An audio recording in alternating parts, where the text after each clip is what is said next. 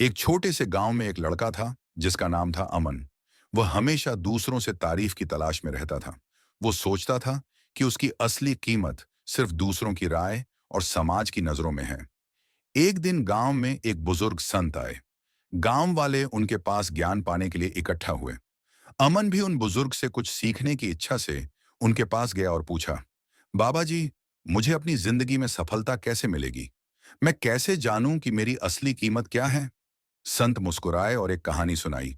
एक बार की बात है, एक दूर देश के राजमहल में एक बेहद कीमती हीरा रखा था। सब लोग उस हीरे की खूबसूरती और कीमत को जानते थे। एक दिन एक गरीब यात्री वहां से गुजरते हुए उस हीरे को देखता है और उसे नदी में फेंक देता है, क्योंकि उसे ये बस एक पत्थर जैसा ही लग रहा था। अमन हैरान हो गया और बोला, बाबा जी, उसने इतना कीमती हीरा क्यों फेंक दिया? संत ने कहा, वह यात्री उस हीरे की असली कीमत नहीं समझ सका, क्योंकि उसे उसकी असली कीमत का पता ही नहीं था। ठीक उसी तरह बहुत से लोग अपनी खुद की कीमत नहीं समझते और हमेशा दूसरों से प्रमाण या अनुमोदन की तलाश करते हैं। अमन को अपनी गलती का एहसास हुआ। अब उसे समझ में आ गया कि जैसे उस हीरे को उसकी असली कीमत जानने वाला नहीं मिला, वैसे ही वह भी अपनी असली कीमत को भूल चुका था। अब अमन ने खुद को समझा, अपनी असली ताकत और आत्मसम्मान को पहचाना।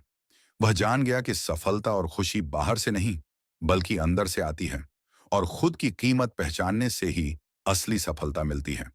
हमें इस कहानी से यह सीख मिलती है कि अपनी कीमत को पहचानो। जब तक आप खुद को नहीं समझेंगे, लोग आपकी असली कीमत नहीं समझ सकते। खुद पर विश्वास रखो और दुनिया आपके पास आएगी। इस तरह की और कहानियां सुनने के लिए टेल्स बाय गुरु इस चैनल को सब्सक्राइब करें।